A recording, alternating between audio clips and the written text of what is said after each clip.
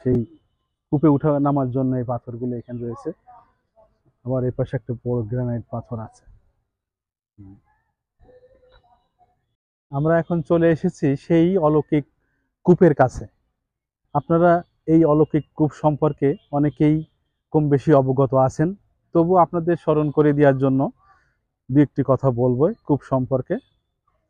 সেটা হচ্ছে যে একসময় এখানে রাজা পরশুরামের রাজত্ব ছিল। সেই সময় হজরত শাহ সুলতান বকলি মাহিসাওয়ার এখানে ইসলাম ধর্ম প্রচার করার জন্য আসেন, কিন্তু পরবর্তীতে রাজা পরশুরামের সাথে শাহ সুলতান বকলির যুদ্ধ বেঁধে যায়। সেই যুদ্ধের যখন যুদ্ধ চলে, সেই যুদ্ধকাল চলাকালীন সময়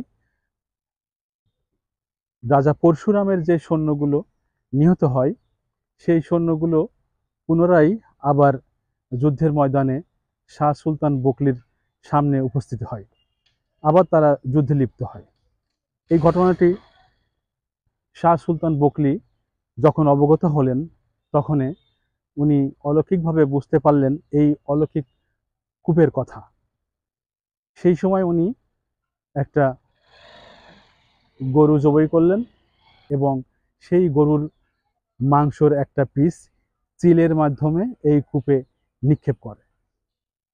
এই কূপ তখন তার সেই অলৌকিক শক্তি হারিয়ে ফেলে এবং পরবর্তীতে যুদ্ধে রাজা পরশুরামের যে সৈন্যগুলো মারা যায়, রাজা পরশুরাম সেই সৈন্যগুলোকে নিয়ে এই কূপে নিক্ষেপ করে, কিন্তু সেই মৃত সৈন্যগুলো আর জীবিত হয় না।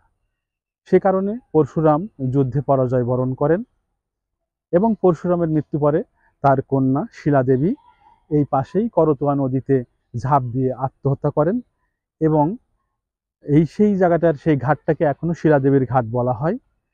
এভাবেই সুলতান শাহ বুকলি উনি যুদ্ধে জয়লাভ করেন এবং ইসলাম প্রচার করেন। এতক্ষণ যেটা বললাম আমি আপনাদেরকে, সেটা আসলে সবই গল্পকথা। ইতিহাসবিদদের মতে এটা প্রকৃত ঘটনা কাহিনী উদ্ঘাটনের জন্য আরও গবেষণার প্রয়োজন আছে, ওনারা সেটা মনে করেন। কিন্তু একটা কথা সত্য যে একসময় এই অঞ্চলে হিন্দু রাজার শাসন ছিল, পরবর্তী সুলতানি শাসন এবং ইংরেজ শাসনের বহুত নমুনা নিদর্শন এখান থেকে উদ্ধার হয়েছে। যেমন এর পাশেই সেই রাজা পরশুরামের যে প্রাসাদ, সেই প্রাসাদের কিছু চিহ্ন এখানে রয়ে গেছে। এই জায়গা থেকেই অনেক নিদর্শন এগুলো উদ্ধার করেছে ও সেই নিদর্শন উদ্ধার হওয়ার পরে সেই নিদর্শনগুলোই এই মহাস্থানগড় জাদুঘরে রক্ষিত আছে। সেই জায়গাটা আমরা এখন যাব সেই নিদর্শনগুলো দেখার জন্য।